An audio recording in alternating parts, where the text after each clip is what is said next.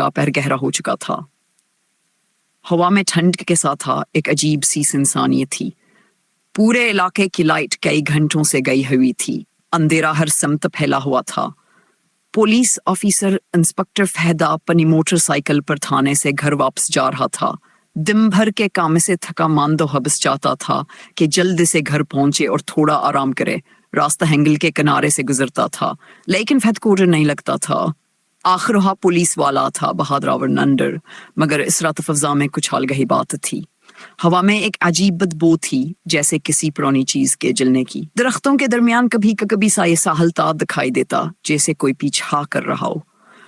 فہد نے motor cycle کی رفتار بڑھا دی، لیکن جیسے ہیوا ہگل کے درمیان والے حصے میں پہنچا، موٹر سائیکل اچانک بند ہو گئی۔ اس نے بار بار اسٹارٹ کرنے کی کوشش کی، مگر انجن بالکل خاموش۔ اچانک ایک عورت کی چیخ فضا میں گونجی۔ فہد کا دل زور سے دھڑکا۔ اس نے ارد گرد دیکھا، مگر کچھ نظر نہ آیا۔ سامنے آؤ، فہد نے پستول نکالتے ہوئے آواز لگائی۔ جواب میں ایک ہلکی سی ہنسی سنائی دی، ایک عورت کی، مگر اتنی صد، اتنی خوفناک کہ فہد کی ریڑھ کی ہڈی میں سنسنی دوڑ گئی۔ دھیرے دھیرے ایک سفید لباس میں لپٹی عورت سامنے آئی۔ اس کے بال بکھرے ہوئے، آنکھیں سرخشلوں کے کرہ جل رہی تھیں، زبان لمبی، ناخن تیز، اور چہرہ کسی مردہ کی طرح زرد و چڑیل تھی۔ فہد نے فوراً نشان لیا، مگر چڑیل کی آواز فضا میں گونجی، گولی مت چلا ورنہ تو بھی وہیں جائے جہاں باقی گئے۔ فہد نے کہا، میں پولیس والا ہوں، پیچھے ہٹ جا ورنہ گولی مار دوں گا۔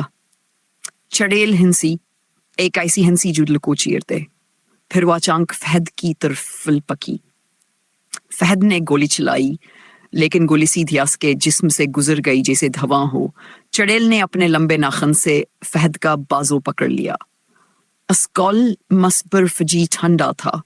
فہد نے ایک زوردار جھٹکے سے خود کو چھڑایا، لیکن وہ پیچھے ہٹتے ہوئے زمین پر گر گیا۔ چڑیلاس کے اوپر جھکی، اس کی آنکھوں میں خون اترا ہوا تھا۔ یہ میرا علاقہ ہے، کوئی بھی زندہ نہیں جاتا۔ فہد نے بمشکل اپنی جیب سے سیٹی نکالی۔ وہ پولیس کی خاص علام سیٹی تھی جو وہ خطرے کے وقت بجاتا تھا۔ جیسے حیاسو نے سیٹی بجائی، ایک زوردار آواز جنگل میں گونجی۔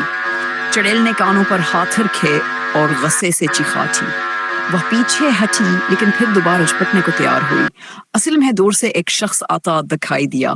وہ حفظ لباس میں ملبوس، ہاتھ میں تعویذوں والا ڈنڈا لیے تیزی سے چل رہا تھا۔ فہد نے پہچانا، یہ تنترک بابا ریاض تھے، جنہیں گاؤں والے بابا سیفی کہتے تھے۔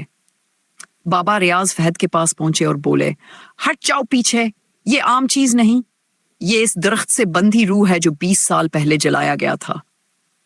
چڑیل نے غصے سے چیخ ماری، یہ میرا بدلہ ہے، کسی نے میرا شوہر جلایا تھا، اب میں سب کو جلاؤں گی۔ بابا نے تعویذوں والا ڈنڈا زمین پر مارا اور کچھ منتر پڑھنے لگے۔ چڑیل چیخنے لگی، درختوں کی شاخیں ہلنے لگیں، ہوا کا طوفان سا اٹھ گیا۔ فہد نے اپنے کان بند کر لیے، مگر بابا اپنی جگہ ڈٹے رہے۔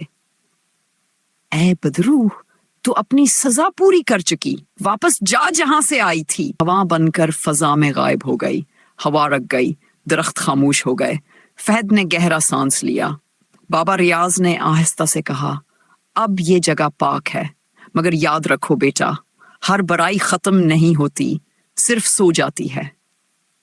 فہد نے زمین سے اپنی پستول اٹھائی اور بابا کے ہاتھ چومے۔ بابا، اگر آپ وقت پر نہ آتے تو آج میں زندہ نہ ہوتا۔